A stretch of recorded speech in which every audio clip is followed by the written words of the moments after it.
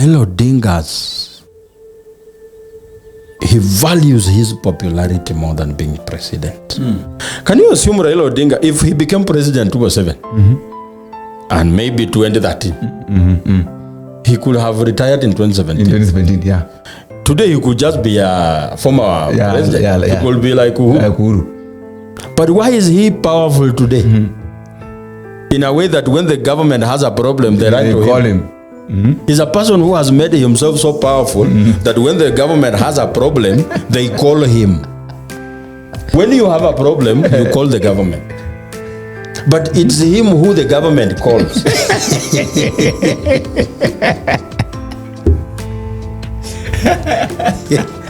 Instead of him calling the government, the government calls him. The government calls him when it's between a rock and a hard place. You make a phone to Raila Odinga and everything comes back to normal. That's why he doesn't struggle to win. When, according to me, my opinion, I will say, when he sees you struggling so much to win, he actually sympathizes with you. Looks at you and you're like, he's like, what is wrong with this guy? What's wrong with this? Because at the end of the day, he knows that you'll call him. You will not be able to manage this country, you know? And he knows Kenyans. They will choose an idiot who will not be able to run a government. So when Raila is contesting with someone, he knows that this guy is very stupid, cannot run this government. So let me just relax. I am sure when Raila saw that Ruto had become president, he just laughed.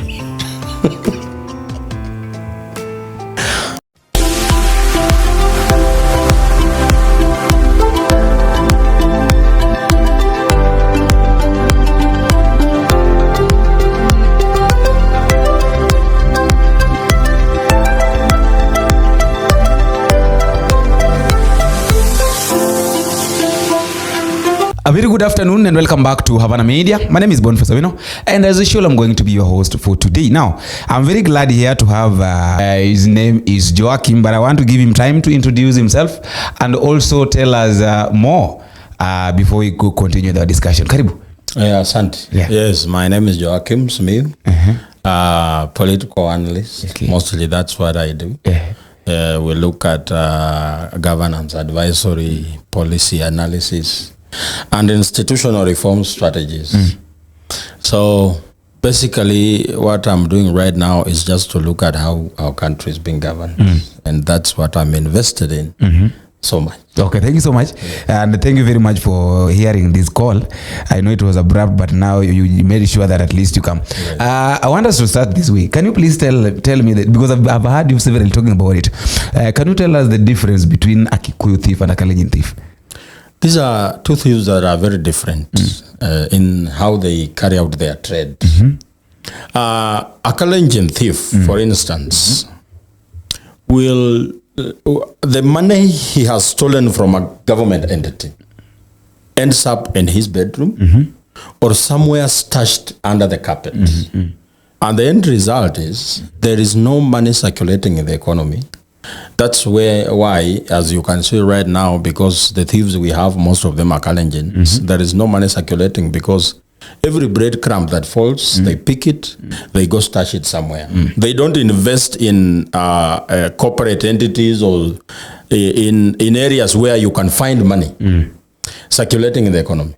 Unlike Kikuyu thieves, a Kikuyu thief, his thievery is not mostly felt.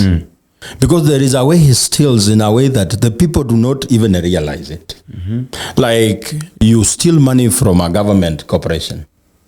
You invest it in a circle. Or you build a hotel. That hotel will need staffs. You will be paying salaries. You will be procuring equipment. You will be buying products. At the end of the day, that money is still here. In economics, that's not even stealing. It's called embezzlement. You have misappropriated money. But it's still in the market. People can still feel it. But right now, we have Kalenjin thieves. Even end month, people selling their wares wale wana hawk. The hawkers. They don't feel end month. Because that person who is getting his salary end month, his money is so budgeted that even 10 shillings counts. Yeah. So you will have to go pay rent, buy tokens, pay for water bills, and you do not end up with any disposable income. Because every avenues of income have been sealed by these people that we have, the thieves of today. So that's basically the difference. I know it's a retrogressive comparison of leadership, but it's what it is today. It's the reality of life. So if I have to choose among thieves, I will choose a Kikuyu thief than these other thieves. Because at the end of the day, this money will still circulate. It will still end up in your pocket. It will not build a road. Maybe it was meant for a road. But it will end up opening a Muiganania Sacco somewhere. That Muiganania Sacco will employ a Luo accountant, will employ a Kamba, will employ a Luya. What is the difference? Money is still in the market. That's it. So these Kalenjin thieves, they steal to benefit themselves. Actually, it's like their motive of stealing is to prevent you from developing yourself. So that money that you could have used to develop yourself, maybe grow financially, they steal it so that you end up where you are. And we have seen it. President Uhuru, his time, we used to buy unga at 230. But it was still affordable. People were buying. Even during COVID, people are under lockdown. But a man could afford a beer or two. What about now? If COVID was to come now,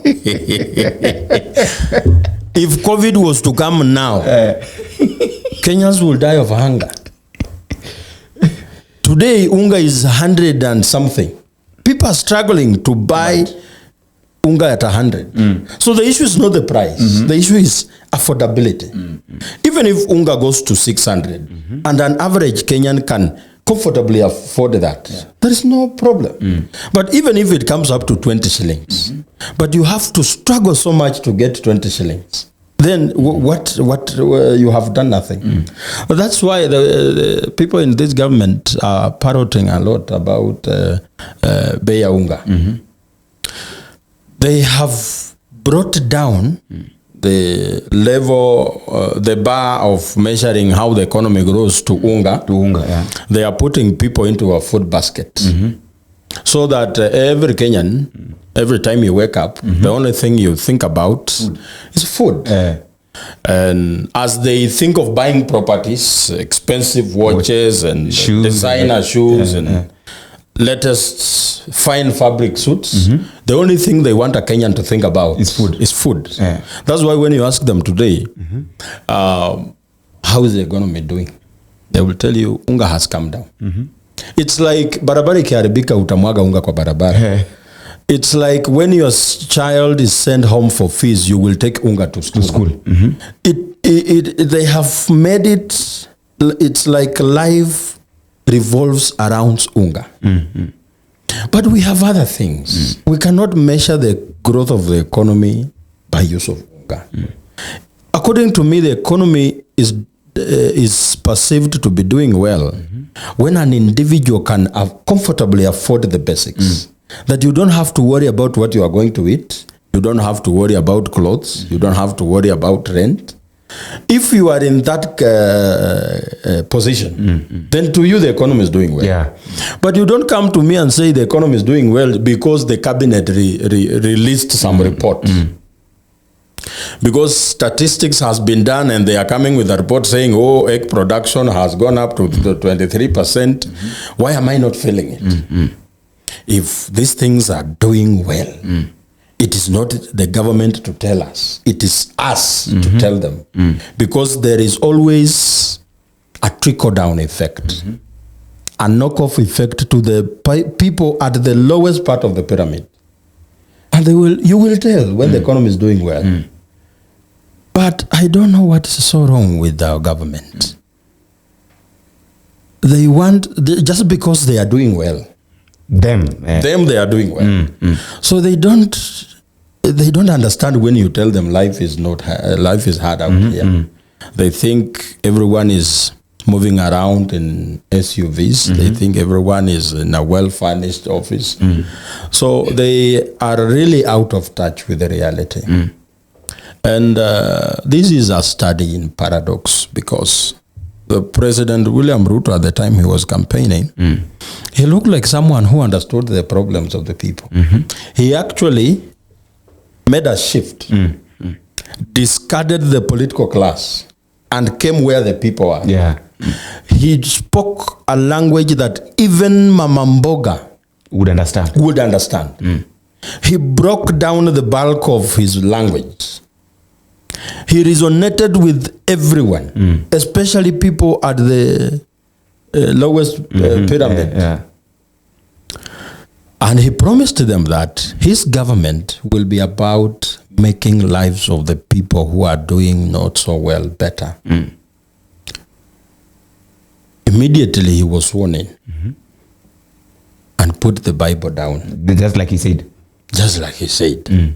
He put even the plan he had down. I wonder if he even had the plan, because if he had the plan,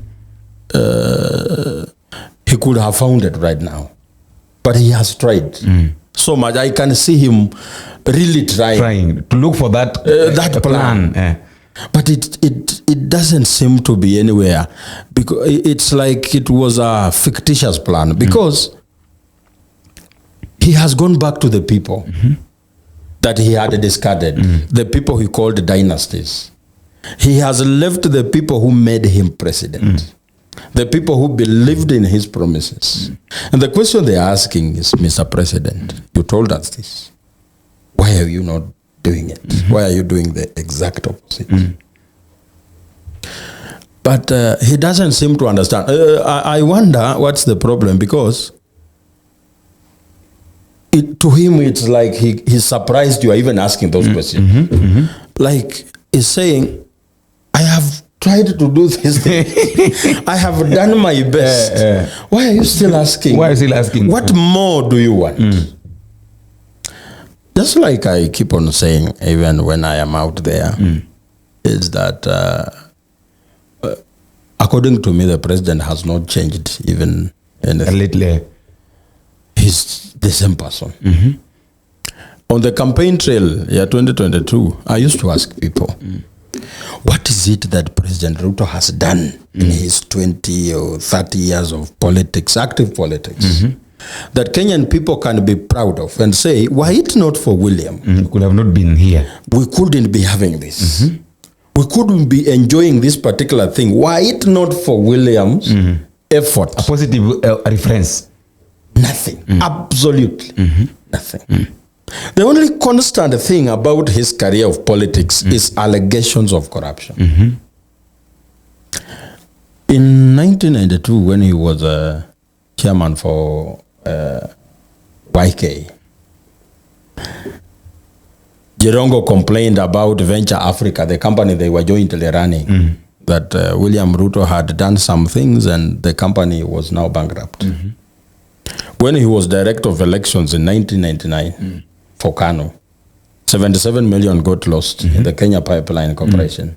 The person who was arraigned in court for the theft of that money is none other William Ruto. His lawyer was called Julius Sonkuli.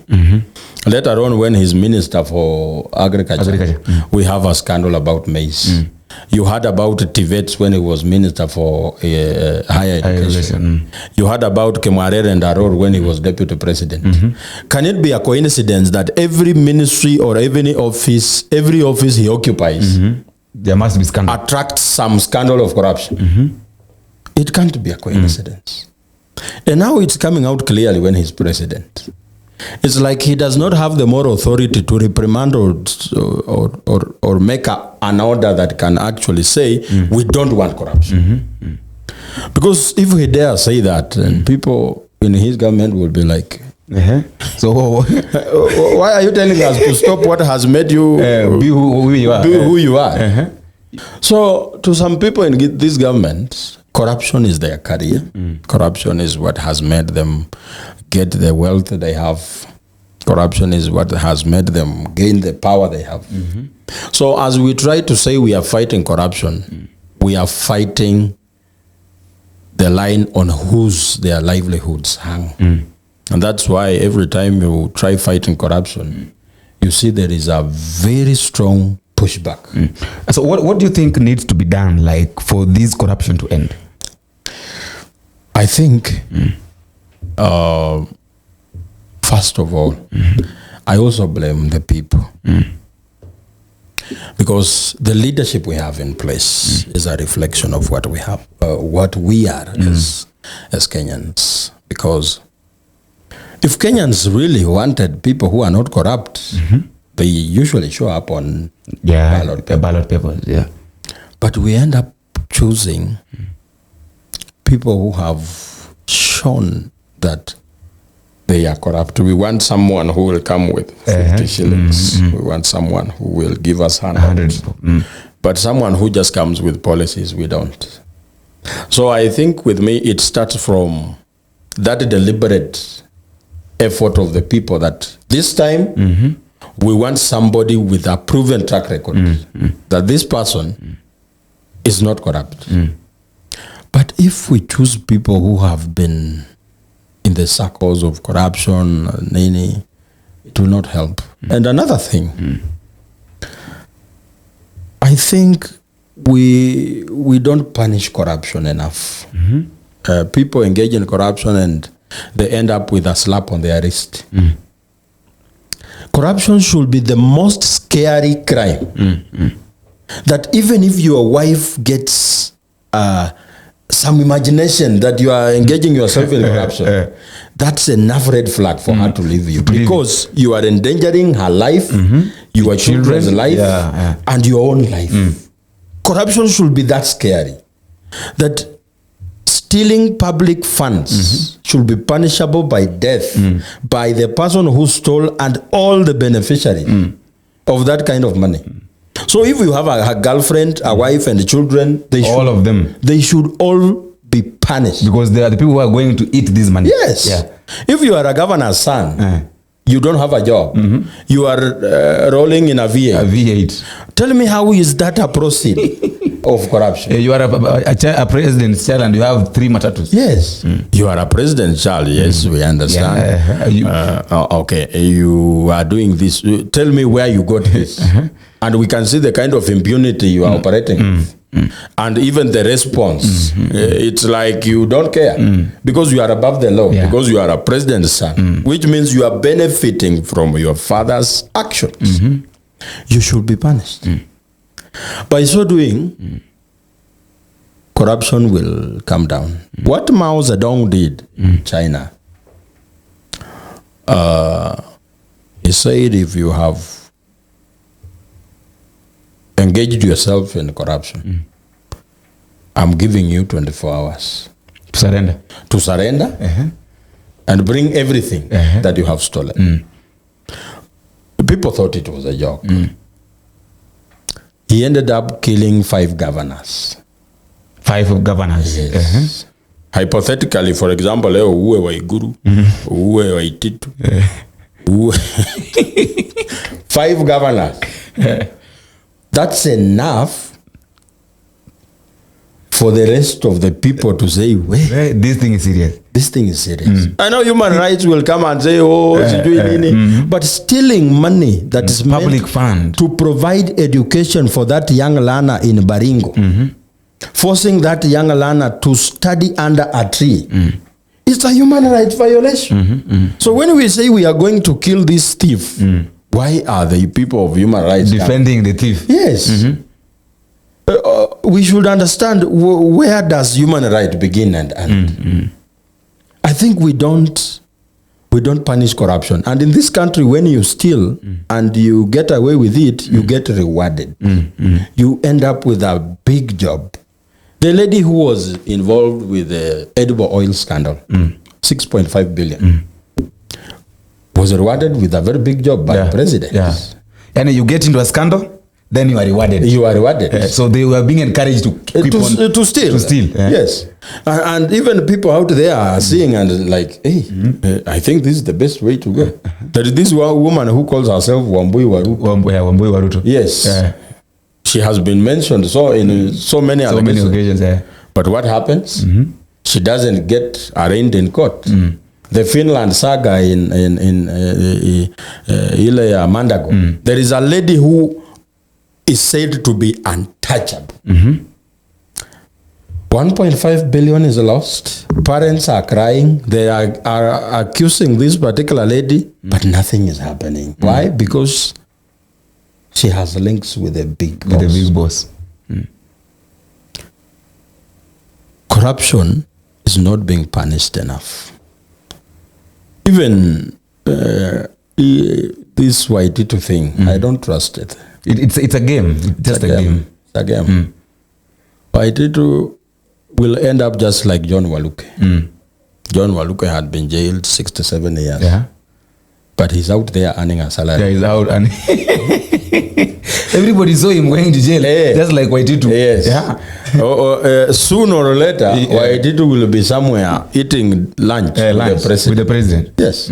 So they're just playing games with with Kenyans. Their mind, they're just like... We have been played for so long. Tumechezwa, and I'm glad that today people are waking up and they are asking themselves questions. How are these things? How are we here? What can we do differently? Because as I told you earlier, in the last election, we had William Ruto. His deputy was Rigathi Gachagua. We had Raila Odinga. His deputy was Martha Karua. Yeah. Now, William Ruto and Raila Odinga are together against their two former deputies, who are Martha Karua, who are now together. Calling themselves brothers and sisters. Yes.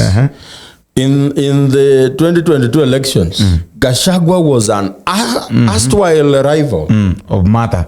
Yeah. You could see the deputy president's debate. Yeah. How Gachagua used to speak against Martha. Today, they are saying it's nothing personal. We are brothers and sisters. William Ruto, who called Raila every name. Raila Odinga called Ruto Mwizi, everything. Yeah. Now they are elder brother and the younger brother. Yeah. And he's actually, all of a sudden, Raila Odinga is a prime minister. Si mutu akutupa mawe. Yeah. Sio Moganga. William Ruto is president. Is not Zakayo. Yeah. So who is being played? We Kenyans. It's the Kenyan people. This is unity of convenience. You know, this story of Gen Z sent shockwaves to the politician. It was not just William. It was every politician. Because these people have things they have acquired in ways that are not so good. So they don't want somebody to just come from nowhere and assume the office of the president. Because they want to protect themselves, their property, and everything they have got out of being in government. So when we threatened to send William Ruto home, and every politician, we threatened every politician, they all felt threatened. So William Ruto could ask Raila, now if I go down today, do you know that I'm going down with all of you? With all of you. Do you know who is coming? We don't. Do you know who is behind this thing? We don't. But you know me. I know you. And I know you. So it's better we work together against these people that we don't know. That's why we have broad-based. Broad-based is nothing to do with the unity. What unity? Who told them that Kenyans are not united? We are not united. We are united. That's why everybody is singing this, the chant song. Unity. What unity? Did we have boundaries that is separating Kenyans? Like we had a boundary in Ukambani separating Wakamba from... no. They are saying that because that's the only thing they can say about it. But it's about their own preservation. They are not sure. And because they know that this Gen Z thing has not gone away. It's still here. It's still simmering under the carpet. So they have to stick together. Well, you know, when you see buffaloes walking together, it's not because they love each other. It's because they know that by sticking together, a lion it will not be easy for a lion to attack them. Yeah. So they walk in a huge herd. That's what our politicians are saying. When you saw the photo they took at the KICC, 3 days, it was on 30th of June. And they said, we are going to constitute the IEBC. And so we are urging the young people to just calm down. You will start recalling your members of parliament. It was a buy time strategy to plan, to reorganize. That is where they decided to bury the hatchet. That photo is the same photo you saw the other day when they were signing the MOU. The 10 things. Yes, and gave us what we call the 10-point agenda. The 10-point agenda. 10-point agenda that is totally bullshit. Because when you look at the 10-point agenda, it is ODM's language. The UDA did not write anything. Your 10-point agenda yote ni ODM. Inclusivity in all spheres. Which means looking for positions for themselves. What inclusivity have they done? Nothing. It is creation of opportunities for themselves. That's what they call inclusivity. When they talk about audit of public debt as an agenda, we have someone who has repeatedly said, even on live television, that I have done the audit of our debt. I hired experts from government. I have the report. That is Jimmy Wanjigi. Yeah. If the government wants to know the public audit report, Wanjigi is just a phone call away. He can't deny, he can't refuse to go, he can't go. He said it live on television. Call me, I'll come. Yes. If that's the problem, why make it an agenda? Why don't you call Wanjigi? It's an all-inclusive government. Wanjigi is there. Why don't you go to him and say, you said you have a report, can we review it? Look at it. That was a dog whistle. It was a message to President Uhuru.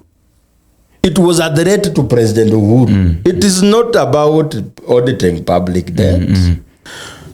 They were to go to President because they fear President Uhuru's money. Yeah. And President Uhuru has been president. And there is a way the issue of debt can taint him in bad light. So they use it as a bait. That statement of audit of public debt was not meant for Kenyans. It was meant for It was meant for one person. Uhuru Muigai Kenyatta. Telling him, if you dare support those other people, we are going to use public debt and say that your government squandered this money, so that Uhuru is forced to join them. The issue of NADICO report, that's creating opposition. Is creating at the time of NADICO report, Kenyans were about cost of living. Yeah. That's the biggest issue they were having. But what came out of the NADICO report? IEBC. Because that is Raila Odinga's issue, that he has to have a say in who becomes the IEBC chairman. So NADICO report has nothing to do with that. It has everything to do with what Raila Odinga wants. But you don't just come to people and tell them, I want us to demonstrate about IEBC. Can you please come? No. You tell them what they want. What they want. Yes. Unga. Bei ya mafuta. Mshahara. Ushuru. Because you know that those are basic needs. Yes. You use their problems to get what? To go to your... That's what is all this is about. I remember Kithure Kindiki, that is the deputy president, said that what William Ruto has done in 2 years, even Kibaki did not do in his 5 years term. He speaks like somebody who has just come from Mars. In 100 days after President Kibaki had assumed the power, Kenyans were rated as the most optimistic people on earth. 100 days. 100 days. Are we optimistic? Is Kindiki himself optimistic? In 100 days, free education was here with us. And And CNN, all the international media was covered that Kibaki has made it possible for every young person to go to school. It's because of that the young people today are so knowledgeable. You cannot tell them things that don't make sense. That was Kibaki. You could see the basics. The issue of boda boda. He looked at the young people. What can they do? He brought boda boda. What has Ruto done that's beneficial to people and not him? I can dare to say absolutely nothing. So when Kindiki says that what William Ruto has done is 2 years is more than what Kibaki did, he should tell that to the birds, people who want to hear such kind of nonsense, because Kenyans are going through problems. The kind of hate William Ruto is getting is not because Kenyans woke up one day and decided to hate William Ruto. 2 years ago, William Ruto was the most popular politician. Yeah, that's true. 2 years ago, we had songs to tell Kenyans that William Ruto is the best. He's the best. What happened overnight? He brought everything to him, to himself. He didn't do what he said. Kenyans are not asking for things that cannot be done. They're only saying, no, SHA is not working. How can we have a way of dealing with this issue? If NHIF had its issues, why can't we resolve it? But according to the CS Health, he says NHIF had pending bills of 30 billion. But we used 104 billion to set up the system that runs SHA. Which means we were able to resolve the issues in NHIF. Why did we have to come to this platform that is behaving like a betting farm? You know, SHA is just like a betting farm where while betting on any platform, pesa huwa inaenda without matatizo. You will never be told that, people who are betting now are so many, can you please wait? No. Money will go. Yes. But winning now, winning becomes a problem. You are not sure whether you'll win or not. Yes. The contribution of money on SHA has no problem. Deduction on salaries, the system doesn't have a problem with the taking. But now service delivery, when time comes that you now need the service, you are not sure. And when you get it, you are like, thank God. SHA leo imefanya. And Kenyans are saying, Mr. President, we have a problem here. Anakuja anasema, nyinyi mwengewa na mapepo, sijui nini. That's when people start saying, what's wrong with this one? We thought he can be better. We thought that he's better than those who other. Kumbe he's the worst. He's the worst. And I think President Ruto is working so hard to make it very much hard for another Kalenjin to become president. Why are you saying that? Because he's making the Kalenjin people seem like people who do not produce good president. Because we had Moi. You saw what Moi did. 24 years. 24 years. Then we have William Ruto. You see what he's doing. We don't need any other proof. Oscar Sudi said that he will be elected one day. Oscar Sudi? He's daydreaming. When Ruto leaves power, Oscar Sudi is gone.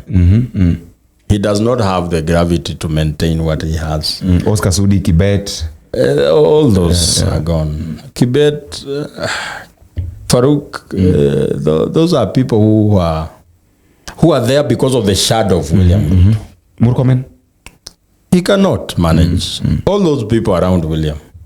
You know, William Ruto was clever in a way that for him to have loyal soldiers, he phased out all seasoned politicians and brought young people who had nothing. And gave them something. Yes.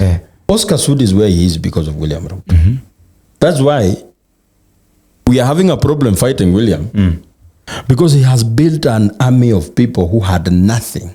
Look at Oscar Sudi's photo in 2013. 2013, yeah. He looked so emaciated. Somebody who was so hopeless. Yeah. But all of a sudden, you are given a premium stage of going to parliament. You are given an opportunity to make deals on behalf of government. The person who has given you that opportunity, even if he's a devil, you will stand with him. Yeah. No matter what. No matter what. The same case with Murkomen. He was given a Prado, money. He could be in somewhere, Marakwet, Akichoma Maka. But today he's a minister of interior. People like this youngest governor, Tolgos. Tolgos, yeah. Those are people William Ruto has groomed. And I have a problem with William Ruto's service delivery. But his way of political maneuver, I think we the people in opposition have to learn something, one or two. It's very smart. It's very smart because,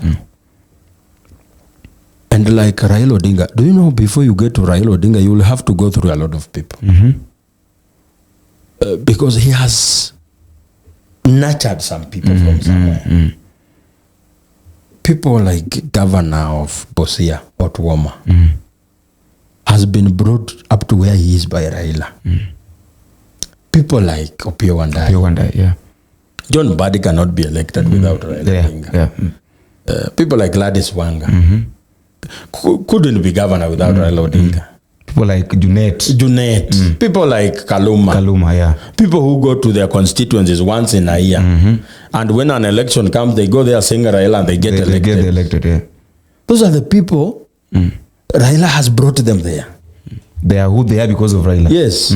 So if you want to be politically relevant and powerful, have your own people. You have nurtured. The reason why some of these people are struggling is because there is nobody they have brought from hakuna mtu anaona like for me to get up to where I am today, there is something someone did to me.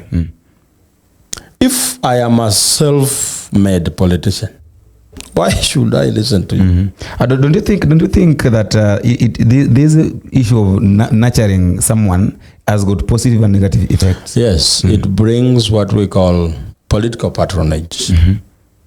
That when a bill is in parliament, you don't look at its effect on the people. You look at the person pushing it. And the person pushing it is the president who made you who you are today. So you have to vote yes. Even if it's going to affect your mother the wrong way. So it brings power to the person doing it, but it's an disadvantage to the people. Yes.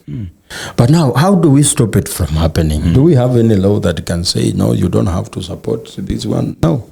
I think we just have to have what we call political hygiene, where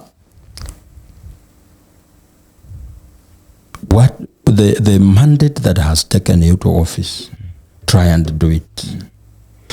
It could not be very easy to finish corruption completely because even very powerful nations still have corruption. Like US? Yes. They still have corruption? But the level of corruption. Yeah.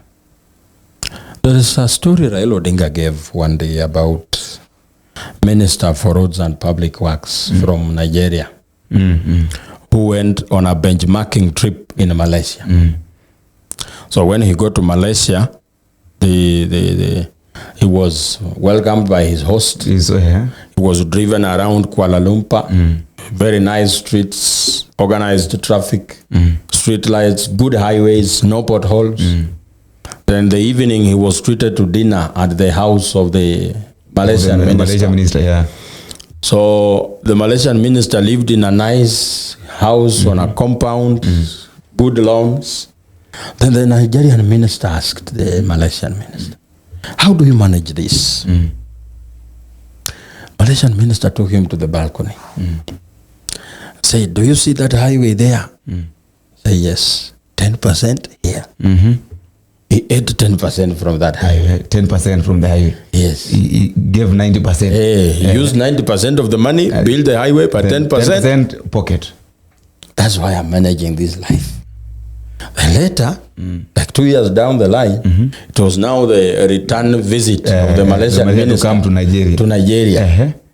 He was driven around Abuja and Lagos, potholes, hooting of vehicles in the CBD, chaotic traffic. In the evening, he was also treated to dinner at the home of the Nigerian minister, who lived like a king in a palatial home with 2 swimming pools and a helipad. And the Malaysian minister said, hey, how do you manage this? He was also taken to the balcony. Said, do you see that highway there? The Malaysian minister could not see any highway.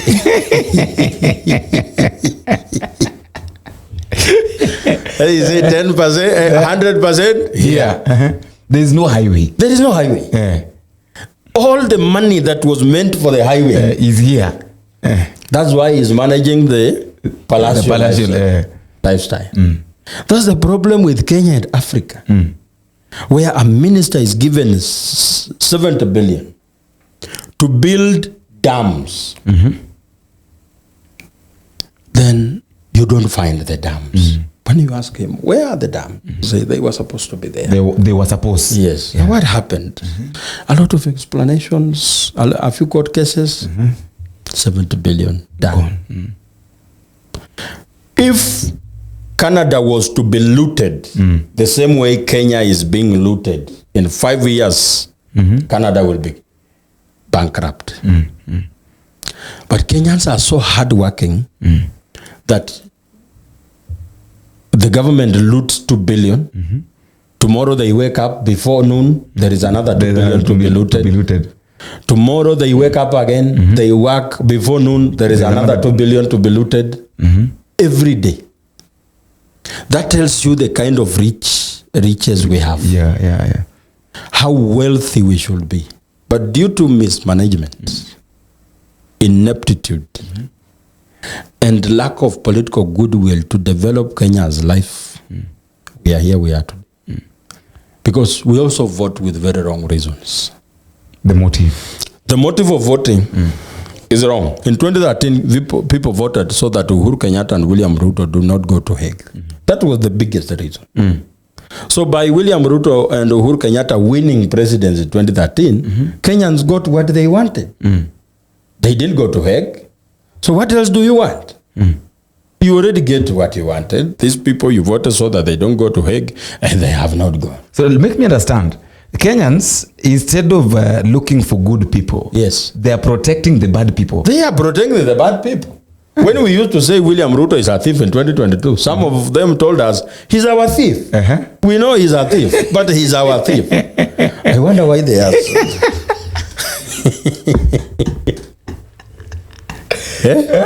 They said he's our thief. Yes. Right now they are crying. They are crying. There is no good thief. Thief is a thief. So, we should also reevaluate where you want. If you want to employ a house girl today, you will want to look at this house girl. Can she speak English? So that's true. So that she can speak to my children. Can she? Is she clean? The hygiene. Yes. Can I trust her with my house and everything in it? The integrity part of it, so that when you are here working, your house girl doesn't pack things and go.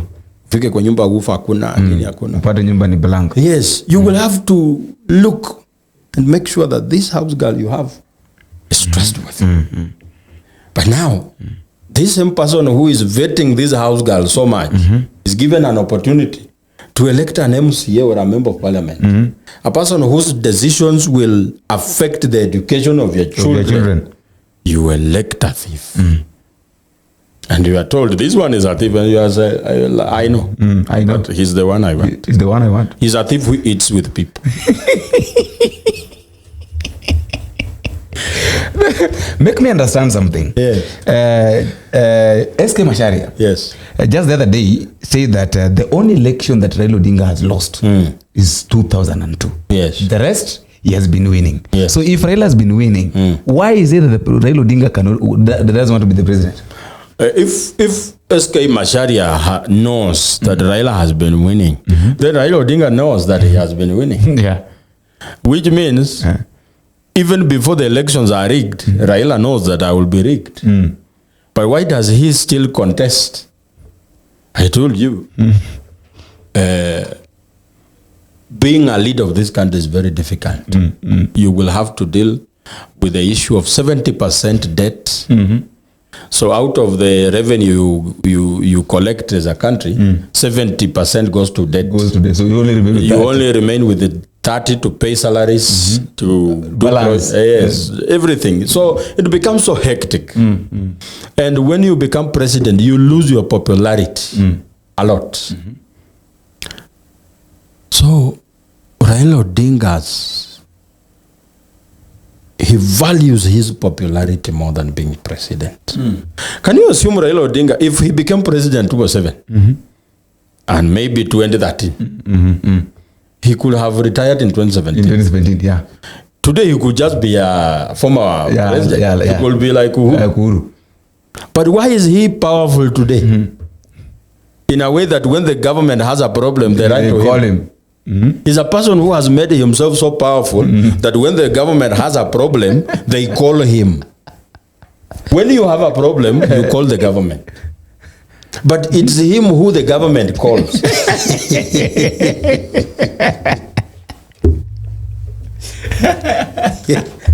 Instead of him calling the government, the government calls him. The government calls him when it's between a rock and a hard place.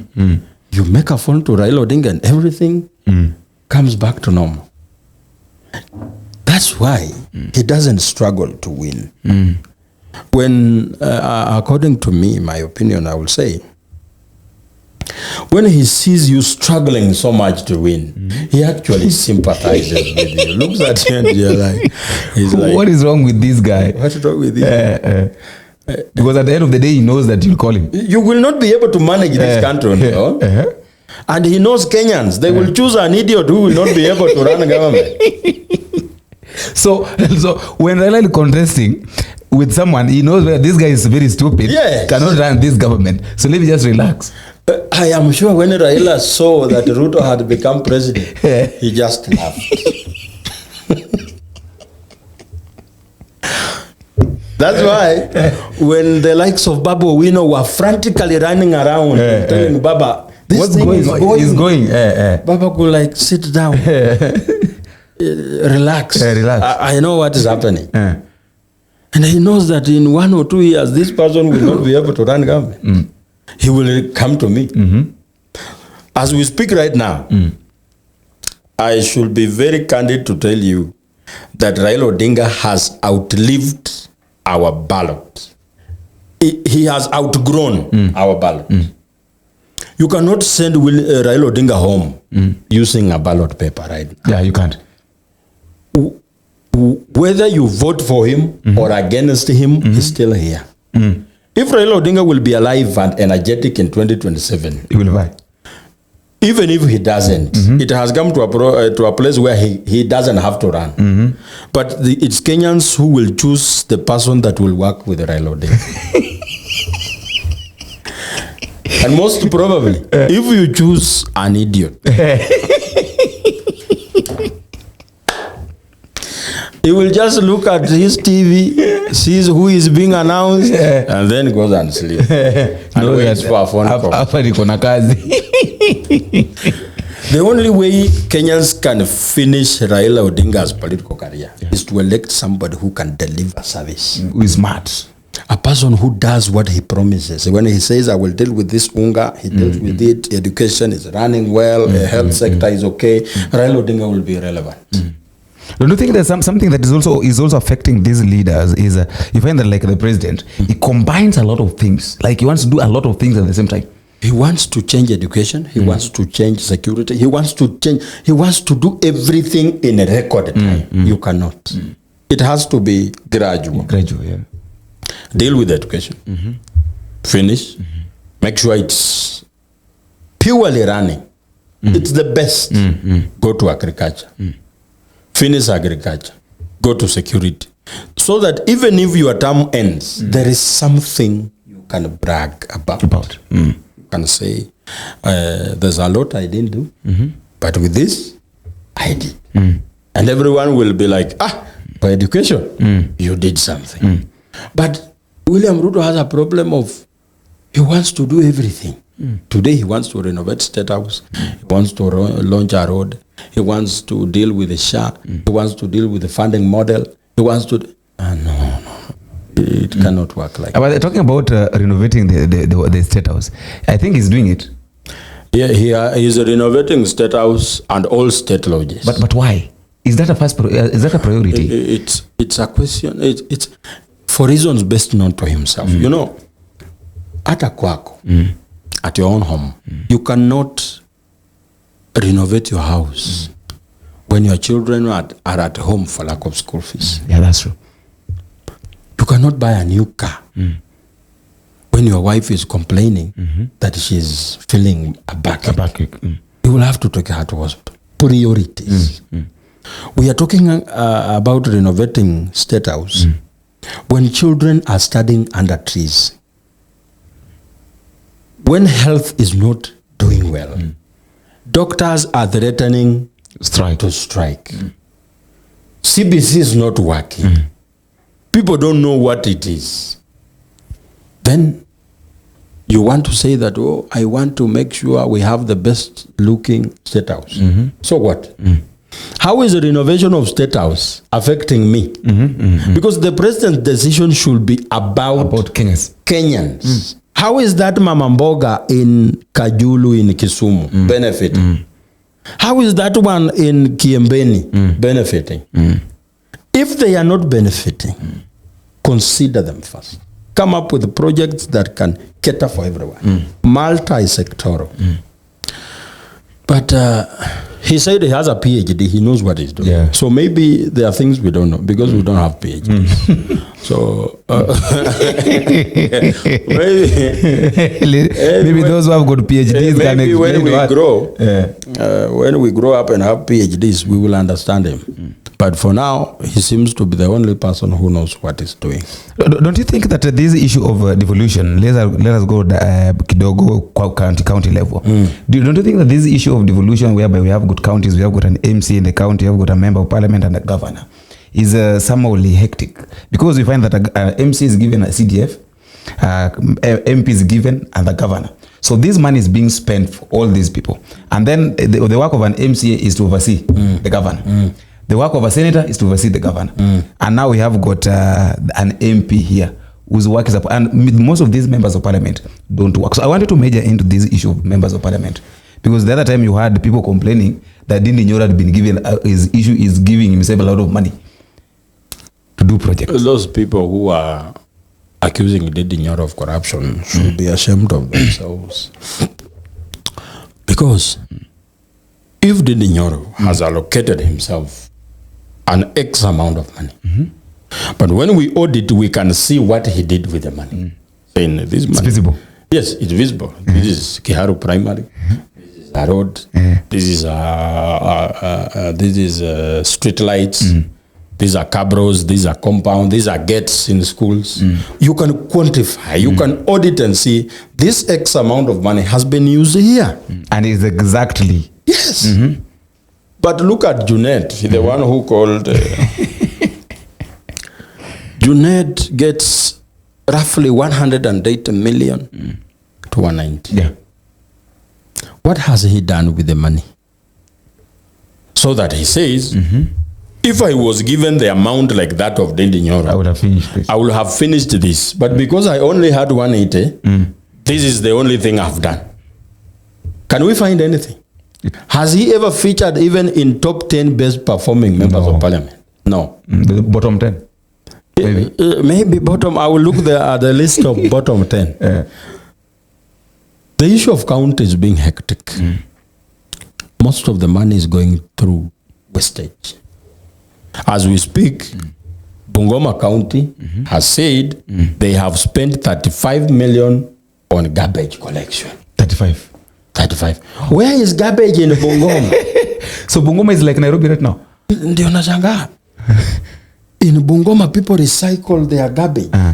It's only around the city that you get garbage. In the rural counties should not be talking about garbage. Because ni Geshagi. Ni Geshagi. Hata mimi nikikuja Nairobi ndo nilishangaa kumbe kuna kwa na takataka. Nyumbani hakuna takataka. Hakuna takataka ya. Ile ukishafagia nyumba ndio unamwaga kwa shamba. Yeah. Then they come and say 35 million has gone to garbage collection. So what will Sakaja say? I don't know. Sakaja will point 3.5 billion. The same county. When Raila was vying for AUC, a newspaper publishing of wishing Raila Odinga all the best. 3 million. It was 350,000. 350,000. Yes. A newspaper. It's not a whole page, just a small place. This is the same governor who said I've bought wheelbarrows, non-gasogenic, food trolley. And he was trying to explain. Yes. Every time he gets asked that question, he gets hiccups. He can't speak clearly. All of a sudden, he becomes very incoherent. You see, he sweats a lot when answering that question. It tells you that he squandered the money. The issue with our counties is that they are milking cows for the governor and his friends. It's not about that we don't have money. Money is enough. But revenue leaks at the counties are so many. So the government should come up and saying, before we even think of scrapping these counties, just like Mbadi said, let us look at how much are we losing in terms of corruption and everything. Paying ghost workers. Once you seal those loopholes, you will realize that you are ending up with some good money to provide service. Otherwise, if you don't address these concerns, and you then create 8 counties, I am sure that these same people who are stealing at the counties will find a way of stealing at the smaller counties that you will create. We will end up with a bigger problem, the same problem spread across the country. So the issue is thievery. Kenyans are thieves. These Kenyans you see are thieves. Even those who are watching. They are thieves. Bwana, nilisema, every time you see a witch doctor has been appointed as a chairman of any group, that group is a group of witches. How do you end up with a witch doctor as your chairman when you are not witches? So we end up with thieves as our leaders because we are thieves. We are thieves. So you look at somebody who is like you and say, no, we need this one. We need this one. So, okay, we are just about to go to 2027 general election. Yes. And we have a lot of candidates. Yes. Very many people want to become president. Yes. So what do you think needs to be done? Opposition, we have a lot of work to do. That's why I have dedicated my time, every time I get, to educate Kenyans on how to vote for a better person. Yeah. I talk about William Ruto's government jokingly because his government is a joke. To try and bring out the lies in this government, the mispriorities, mismanagement of money. I try to tell people in a language that everyone can understand, so that when time comes for them to elect new leaders, they do it with their brains. The culture of politics in this country demands that for you to be elected as president, you have to be very aggressive. You have to sleep, reduce the number of hours to sleep. You have to engage in so many meetings. You have to organize the rallies. You need to be active. Put your feet on the ground. We are not doing that, the opposition. William Ruto campaigned ferociously for 4 years. It's like drilling. There are statements he used to repeat At every stopover, he said the same in Githunguri, said the same statements in Kisii, said the same statements in Keno, said the same statements in Mariakani. It becomes like a military drill. People, a lie that is repeatedly said starts sounding like truth. Truth, yeah. So every time he said, huyu mama mboga huyu mutu ya beba, it became part of life. And he swayed people to his side, and people did the voting in his favor. We should not sit down and assume that people are saying the lies. Because sisi tuko Nairobi. We are used to this kind of lights. Yeah. There is a person in Webuye who has never left Bungoma County since he was born. Yeah. He's now 30 years. He has never used electricity in his house. And then the president goes in that very remote village and launches a transformer. An exposed person like you, Tawana in Ujinga. Yeah. What is the president doing? No, what is launching a transformer. For what? The president should be launching bullet trains, nuclear power plant. What is he doing with the transformer? But have you asked yourself how the people of that village have interpreted that transformer? So you use the transformer to manipulate the people of the village? Yes. Yeah. People in that village are saying, hey, we have never even seen a member of parliament here. But the president has come here. This is a good president. And they are seeing a transformer. Yeah. Something they only see on the market and in towns. Now it's now in their village. In their village. That old mama can now press something on his wall and the house is lightened. How do we convince that woman that President Ruto is not a good president? We need to think about such things. President Ruto is not interested in the enlightened masses. He wants to go to rural areas. He will go to very remote areas. He goes to a church that doesn't have very modern gadgets and tells them, I will give you, mimi naona hapa nitaleta milioni 5 tuweke hii. Yeah. How is that affecting the thinking of that village? We should not play catch up.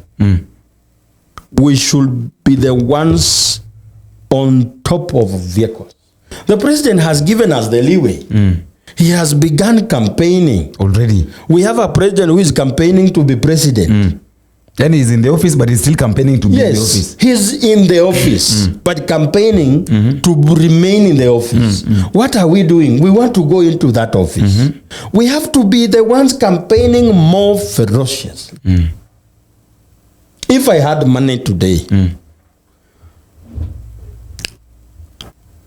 I will be having at least 3 rallies in a week across the country. If I had enough money to do that, I have listed down the stopovers William Ruto made in 2022. The areas he frequented. Those are the same areas I will go. I will be in Githunguri. I will be in Kisii. I will be in Keno. I will be in Murang'a. I will be in Laikipia. I will be everywhere. Mahali alienda akasimamisha gari. You'll be there. Hapo. It's very easy to campaign against President Ruto now. Because you know his strategies. I know. Whenever he speaks, I am usually very attentive. And I can tell when he is lying. And there are lies he has said that are out there. You only have to jog Kenyans' memory. You know, these Kenyans have a lot to deal with. They can forget. Kenyans have a lot to deal with. cost of living is pressing them on the wall. So they are thinking about how they will survive the next hour. Oh, yeah. So you have to keep telling them. And telling them needs that you spend time on the road. Spend time with them. Engage. Yes. Mimi niulize, what is so wrong with Kalonzo Musyoka? Is it so difficult for Kalonzo Musyoka kufika Homa Bay? He's a diplomatic guy. Ni fair hana ama shida ni gani? Hata kama hana fair. Si apande tu green line. Afike Homa Bay awambie I am here as Kalonzo Musyoka. But if there is someone who is in a very good position of becoming the president, it's Kalonzo Musyoka. Yeah, that's true. Raila Odinga has given him so many opportunities to prove to people that I am here. We are very bitter with what Raila Odinga has decided. We don't like it. I have been Raila Odinga supporter for so long, but I don't like him, his rapprochement with William. But it is his decision as one of the leaders we have. What is it that these other leaders have decided? What are you doing? Why are we discussing Raila Odinga's decision and not Kalonzo Musyoka? Jimmy Wanjigi should be here. We should be doing sensitizing the young people to have national IDs, to sensitize people about public debt, because it's the one that the government is using as an excuse to deny our services and tax us more. They are saying we have debt to pay. We should be asking questions like, yes, we have debt. You borrowed this money. What did you do with it? We should be everywhere asking these questions. But why are we not doing it? What are we waiting for? As we wait, the more William Ruto campaigns. Because William Ruto has our taxes, he can campaign with them. But we can still put together some money and campaign. Let me ask you. You want to tell me that take Jimmy Wanjigi. Yes. Join with Kalonzo Musyoka. Yes. Have Martha Karua. Yes. Rigathi Gachagua. Add who else? Fred Ogola. Yes. There are a lot of them. Add Maraga. Morara. Matiangi. All these people cannot come together and now decide that we've not decided who is going to lead, but you want all of us to go. Mimi, nataka hivi. Right now, as they discuss who should be the flag bearer in ODM, in opposition, we should be hitting the ground. We discuss as we campaign together. We discuss as we campaign together.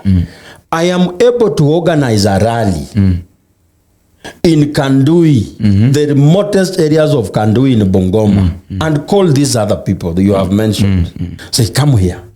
Let us talk to the people of Bungoma. This particular place, nobody important has ever come. But we can bring music, a concert. The rally is tomorrow. We can bring a concert today. Or just organize a football match, because football matches are so traditional. Oh, yeah. We want to do something different. Organize a concert in a remote area. Do advertisement. Go there. Talk to people. Look for another area. Talk to people. When we see tear gas start being thrown, we will know we are doing something.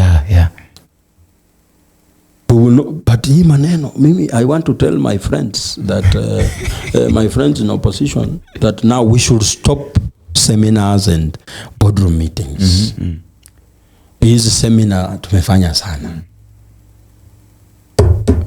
We should hit the ground. Seminars only inafikia tu wale wenye wana uwezo. Yes. We have information to tell the people. I have the capability to talk to people in a language they want, they will hear. The opposition should organize for young people like us so that we hit the ground with little or very less facilitation. I have managed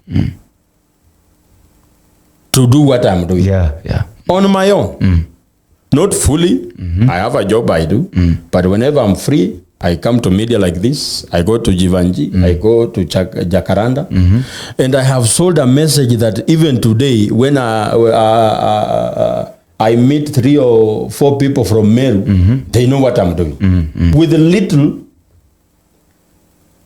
or no facilitation. What if we had enough? We could be everywhere. And right now, the young people, there is a gap to be filled. People like Casmuel left the young people, went to the other side. Morara, the moment he was seen with Rigathi Gachagua, which means there is chance for another young person to come up and say, no, we are not going to go that direction. We have enough numbers as the young people. We know where we want to go. We know what we are needed to do. Let us go that direction. I am telling you, in the last elections, 8 million people did not vote. They didn't see any reason to vote. 8 million? Yes. Majority of whom were young people. If we can get half of those people who didn't vote in the last elections, vote this time, and get the first time voters in 2027, get like 70% of them voting for our side, and take advantage of the people whose pay slips have been raided, mothers who are lied to, watu wa mkokoteni, the border, the people who are lied to, the people who are bitter with this government. Yeah, we have every folder to work with, but we are not working with it. Every time President Ruto speaks, he gives us something to work with. But I don't think we are doing enough. I don't think we are doing enough. I have a problem with public debt, youth self-reliance.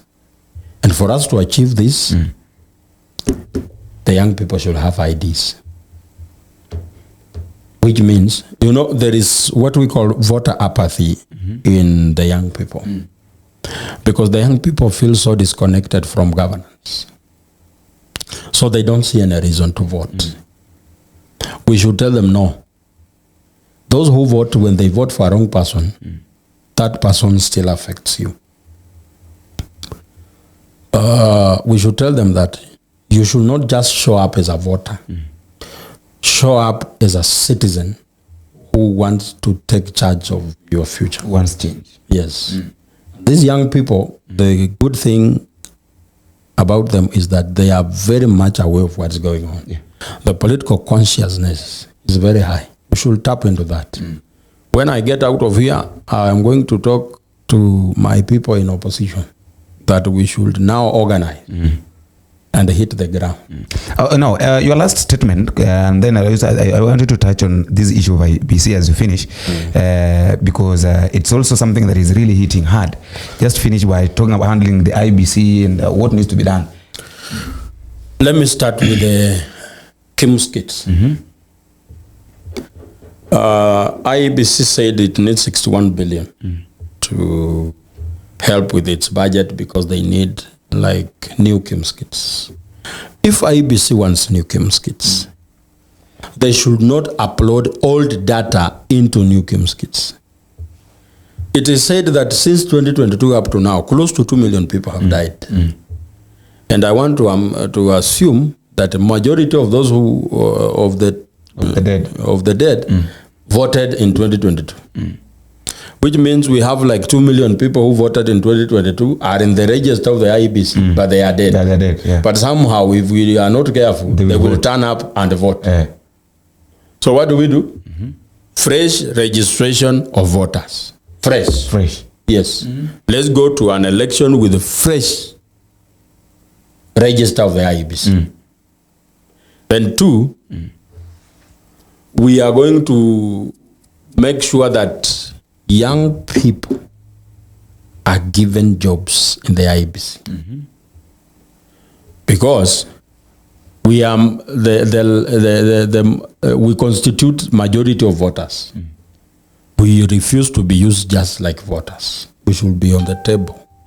That's why mambo ya IBC lazima tupewe. That's why we have refused mtu kama Nyachai. 71 years amekuwa recycled mara mingi from one place to another. What is so special with him? There are so many Kenyans out here, and we can get names that have not featured in all these hulabaloo of politics.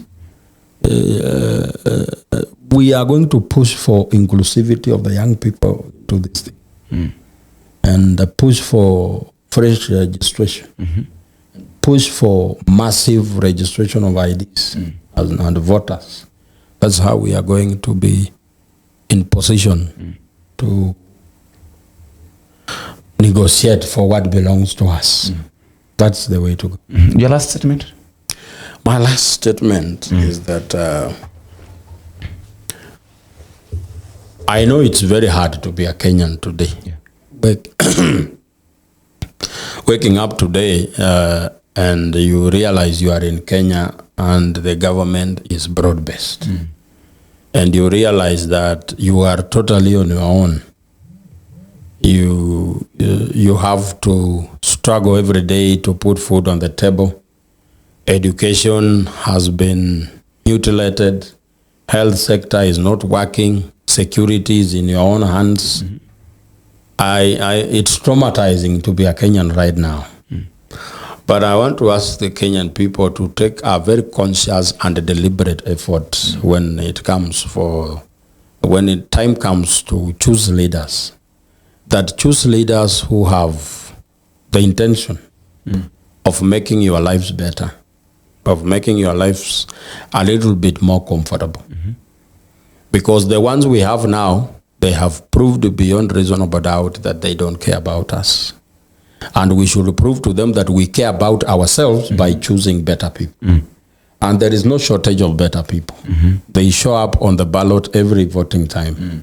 And I think it's about time we vote devoid of tribal inclinations, because I don't need a president to be a Bukusu like me so that I get services.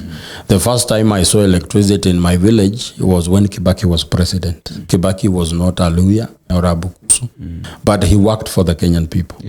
If having your own as president makes your life better, then people in Baringo will not be suffering today because they had a president who ruled for 24 years. People in Kiambu, they will not be suffering. They have produced presidents for two times. One went for 15 years and the other one 10 years. So it's not true that a president should necessarily come from your tribe. But we should vote for someone who has shown people with approved track record that there is service delivery when they are in office. I think by so doing, Kenyans will, this trauma that we are facing, it will die a natural death. But if we dare and make the same mistakes we make, it will be harder than it is after 2027. And we shall have nobody to blame but ourselves. So they say that this statement ya Kiswahili kwamba usipoziba ufa utajenga ukuta. Kuna nyufa zimetokea kwenye ukuta wetu wa nchi. Tuna wakati wa kuziba. Tusipoziba 2027 tutajenga ukuta 2032. Thank you very much. Wow, that is a very serious and a very strong remarks, well, last statement. One thing I can say is that when two people are in love, the two liars are in love, one of the only and the best way that can separate them is the truth. When one person decides to say the truth, the other one will say that now is being betrayed, and that is when now the relationship will come to an end. After all, guys, that is all we have for today, and until we meet again in the next video, if it is possible, I have been your host, Boniface Ovino. Bye bye.